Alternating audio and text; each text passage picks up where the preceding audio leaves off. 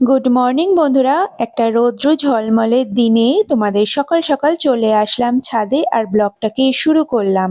আর দেখো, সকাল সকাল আমার গাছগুলো দেখতেও কিন্তু বেশ ভালো লাগে আর তোমাদেরকেও একটু দেখিয়ে দিচ্ছি।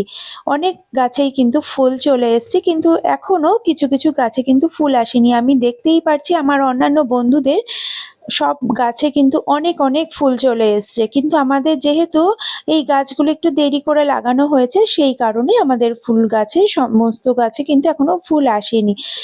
দেখো, গাঁদা গাছগুলোতে কুড়ি এসছে কিন্তু ফুল আসেনি। এই ঘরের কাজকর্ম দেখাতে দেখাতেই তোমাদের কাছে কিছু কথা আমি বলি। দেখো, আমরা অনেকেই তো ভেবেছি যে আমরা সোশ্যাল মিডিয়াতে এসে কিছু না কিছু করতে পারবো। তো আমিও বেশ আনন্দের সাথেই শুরু করলাম, কারণ এই বেকার গিন্নির যে তকমাটা আমাদের গায়ে লেগে রয়েছে না, সেটা মোছার আমার খুবই ইচ্ছা। অনেকই ইচ্ছা যে রোজগেরে গিন্নি হয়ে আমি সবাইকে দেখাবো, কিন্তু এই ইচ্ছাটা পূর্ণ করতে যে এতটাই কষ্ট, সেটা হয়তো খুব একটা আগে বুঝতে পারিনি। যদিও সোশ্যাল মিডিয়াতে আমি কিন্তু অনেক দিন থেকেই, এখন ফেসবুকে রিসেন্টলি, কিন্তু তার আগেও আমি ছিলাম। কিন্তু আমার এই ভাইরাল হওয়ার স্বপ্নই থেকে যাচ্ছে, কারণ দূরবীক্ষণ যন্ত্র, অনুবীক্ষণ যন্ত্র, কোনো যন্ত্র দিয়েই আমি আমার ভাইরাল হওয়ারটা চোখে দেখতে পারছি না। তার উপর আবার এফবির হচ্ছে টার্গেট পূরণ। সেই টার্গেট পূরণ করতে গিয়ে কি না পোস্ট করব, যাই রান্না করছি তাই আমি পোস্ট করে দিচ্ছি, কিন্তু এই খাবার পোস্ট করতে করতে দেখা যাচ্ছে যে আমার পেটের প্রবলেমও হয়ে যাচ্ছে। কি আর করি বলো।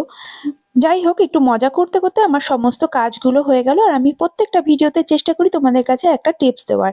তো দেখো, এই রং ওঠা একটা সিলিন্ডার আমাদের ঘরে, প্রত্যেকের ঘরেই তো থাকে, কিন্তু এটা রাখতেও ভালো লাগে না দেখতে। এখানে আমার একটা পুরনো স্কার্ট ছিল, সেই পুরনো স্কার্টটাকে দিয়ে এটাকে কভার করছি। দেখো, পুরনো স্কার্টটাকে আমি উল্টো করে নিয়ে এটাকে পরিয়ে দিলাম, আর উপরে যেই বাড়তি অংশটাতে আমি একটা গার্ডার লাগিয়ে দেব। গার্ডার লাগিয়ে দিয়ে এটা আবার তুলে নিচ্ছি। এবার স্কার্টটাকে সোজা করে এবার এটাকে পরিয়ে দিচ্ছি। এবার এটা পুরো কিন্তু ঢাকা হয়ে গেল, আর এর উপরে একটা প্লেট বসিয়ে দেব। তার উপরে তোমরা ফুলদানি হোক বা যে কোনো জিনিস তোমরা রেখে দিলে এটা দেখতেও কিন্তু বেশ সুন্দর লাগবে। দেখলে বোঝাই যাবে না এর এর ভিতরে যে সিলিন্ডার রয়েছে। টিপসটা কেমন লাগলো অবশ্যই জানিও। আর তারপরে দুপুরবেলা রান্না হচ্ছে নেল্লি নিহারি, মোগলাই আইটেম, আমার ছেলের পছন্দের। এর রেসিপিটা তোমাদের কাছে অবশ্যই জানাবো, কিন্তু এই রেসিপি তোমরা কবে আমার ভাইরাল করবে আমি জানি না। যাই হোক, ওই একই কথা, হাম হোঙ্গে কাময়াব। আমার এই ভিডিওটা তোমাদের কেমন লাগলো অবশ্যই জানিও। আজকের মতন এখানেই শেষ করছি, টাটা।